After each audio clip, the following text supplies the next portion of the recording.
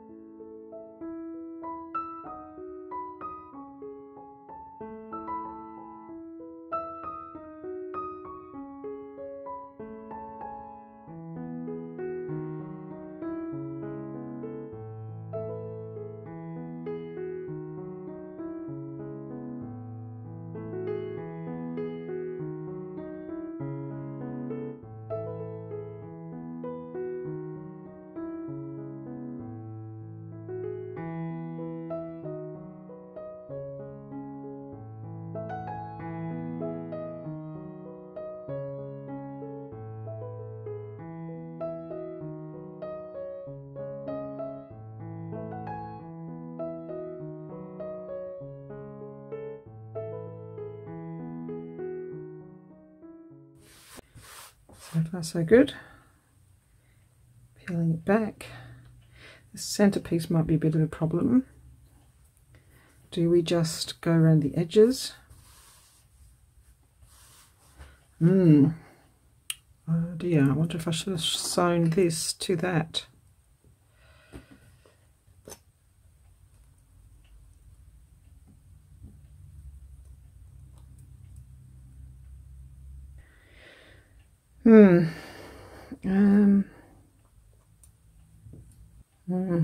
Quite like the applique on here. I can use those.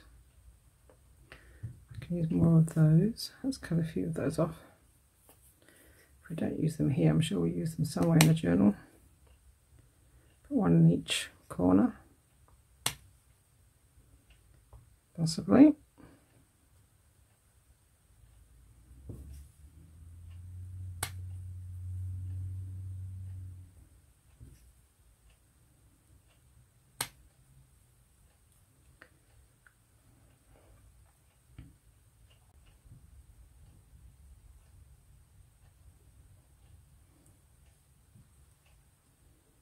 Could possibly just have one of these instead of such a big one.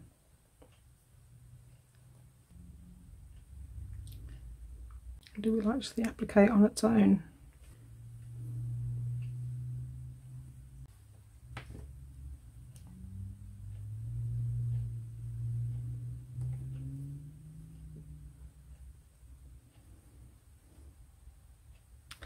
Yeah, no, I'm not so sure about that. I did like it, but it's a bit bulky. That to there, does it kind of look like it's sort of joined? I don't mind that. It's to be in the centre. Let's measure that again. Make sure, because that's, I've put that flower in the centre. Okay, maybe a smaller one. Okay, and do you like that? Or does it look a bit too twee having, maybe we don't need the button there. Maybe just have buttons in a row, maybe. Like that, maybe. Or maybe the buttons just go on the back. No, the button, no, it's too small. Okay.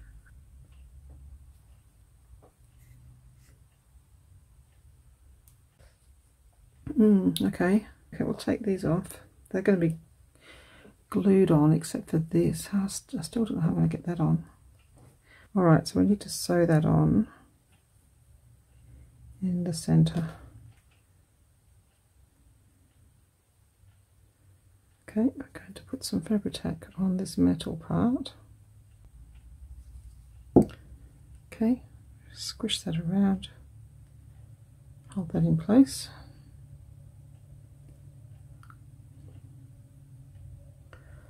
Looks fine. Let's just let that sit by itself for a while. Alright, so it doesn't look like I recorded that. Oh well, I saved you the pain of watching me thread my needle 15 times with this very thin thread, which is like invisible thread. Yeah. Anyway, we just sewed around the metal, and I finished it underneath with a tiny little bit of glue so that to hold the cotton in place. I've glued the button in place here, so that will hold eventually when the glue's dry. Just want to stretch this a little bit. So we've glued about halfway. Now we're ready to, these ones I'm just going to glue on, so we'll do those after. I'm just going to glue the rest of this. Okay. So I'm just gluing it on the seams. I don't really want to put glue in the middle of the fabric because I just really don't want it to show through. So let's put it up here on the pattern.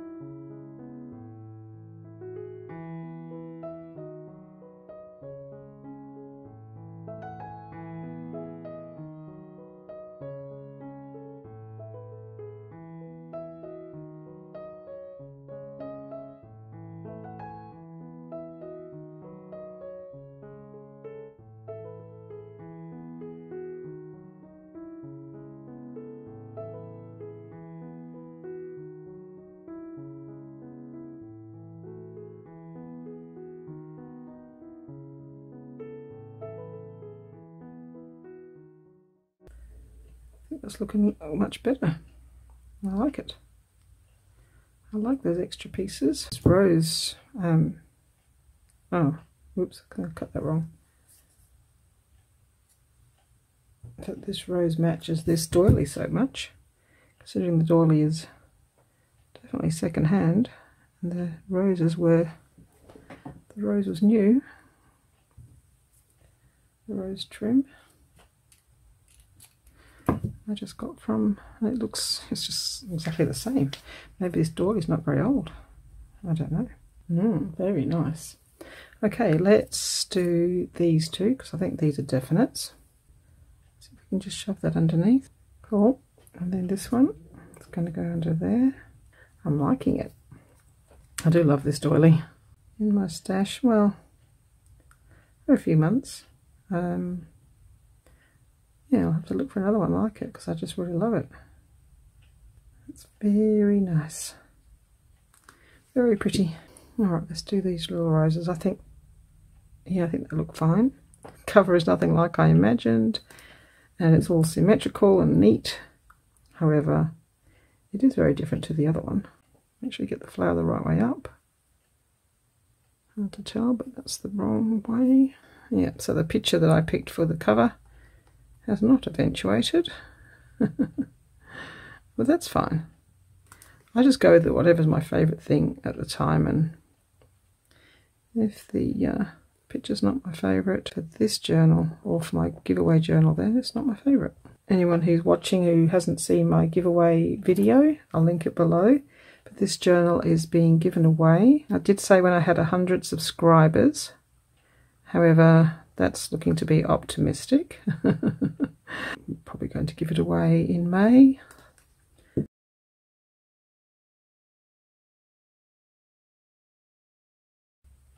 At the moment we're just making the journal. And,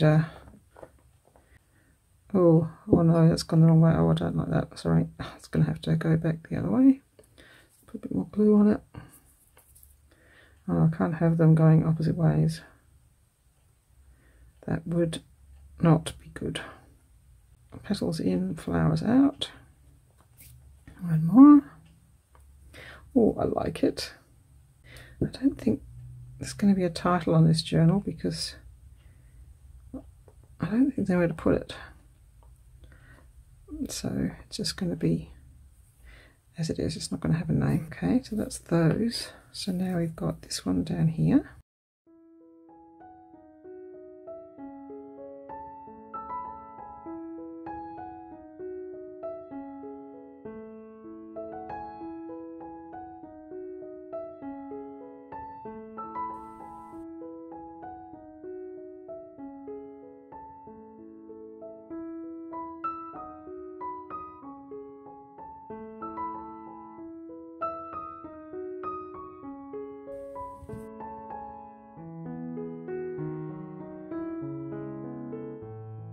The front of the journal, and that's the back.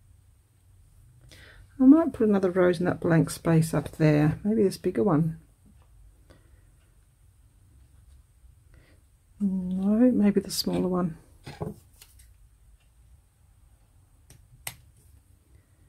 Just in here, just to sort of fill that space. Here we go. I've got these bows that I made. I had a go of Tina from Shabby Dabby Doodah's way of doing it with the fork. But I need to do it with cream. They're too yellow. Oh, put that there for now. But I have some ivory ribbon with a gold trim. I don't know. I don't seem to have done any bows in that particular one. I don't mind this one or one like that at that edge. Actually, I think that actually just finishes that off, although does it look a bit weird going the wrong way? Maybe that way. Oh, do you like that? Yeah, I don't mind that. Let me get the other ribbon. We'll see if that looks... Here it is. Okay, so there's this ribbon, turn that into a bow. Does that one go better? Or that one? These are actually someone else's bows. You do 3. You wrap them around the fork, but you end up with 3 bows. I can't remember whose it was though. I'll just leave that there for now. I'll make one with this ribbon. I will probably include some of this ribbon also, because that would make a nice tie as well. So I've got plenty of this ribbon, so we can use that as our wraparound. Sort of makes it look like it's, yeah, I think that actually looks a lot better. I do like that. So that's the cover almost finished. I do need to just make a bow, but I'll do that. Oh, well, I could do it now. Where's my fork? Let's see if I can remember how to do it. So I use a small fork because I only want a small bow. I don't want big ones. So from memory, the way I do it now, I think my way is actually a compilation of a whole bunch of people's videos that I watched. So certainly not, I don't think it's anyone in particular, it's the way I ended up doing it myself. I need some of this gold thread as well, this one. So I'll cut a piece of this off, because this is what you use to tie the center. Alright, and then we go around, and it's double-sided ribbon, so that's handy. Makes it a lot easier. Well, it's not easy. Whatever you do, it's okay. It's not that hard. So I'm going to go around the outside. Some of them, they take you to go in and out of all of them, but I didn't like that way, so just go in and around 3 times, so that there is, keeping hold of this one at the bottom, so you can pull it tight down the center. So we've done 2. Sometimes it's a bit easier to cut off the other end, but I'm going to leave it on for now. Cut that around there. Okay, around the middle. So now we've got 3 loops around the fork. Bring that down, bring that down. Now how did I do this? I'm going to pull that across, get my string, and we poke this up through that hole. You see that? Poke it up through the center of that hole there, and around here. Oops, down the center. Now the trick is, you've got to catch both pieces. Let's just cut this off now. Alright, you've got to catch both pieces of the ends, otherwise it comes apart. So you see how that's not caught it? So we now need to bring this piece across that way. Take this out. It needs to go across that way, and this one, it's come loose, needs to go across that way, and that needs to go across that way, I think. I only did it about a week ago now, I've already forgotten. I know you come up through the center and across there. Bring that into the middle. Okay. Alright, so looking at the back, we need to make sure we've got both of these loops caught. Okay, so now we just lay it down and we're going to start to tie this in the center. This will be the back, not the front, so don't worry about what this looks like, but you just have to make sure that you catch both pieces of this tail and squeeze that tight, and maybe a second tie. Now you can use really thin ribbon of any color, a contrasting color or the same color. I just like the gold with this particular journal.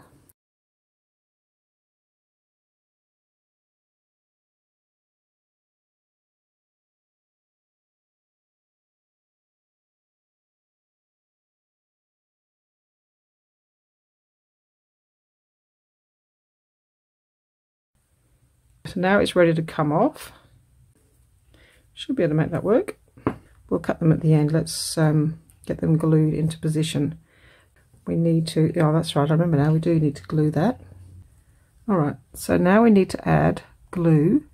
Just glue in here. And then we need to hold that ribbon across like this and hold that down there,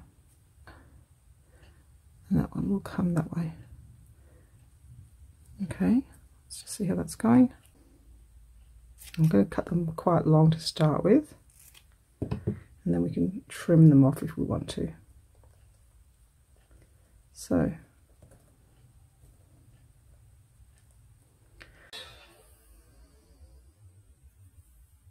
let's have a closer look. This journal is being given away, so you need to go to the video that has the giveaway for the comments, and you need to subscribe to my channel, leave a comment. It can be any comment about journaling, about vintage journals, about anything you like, whatever interests you.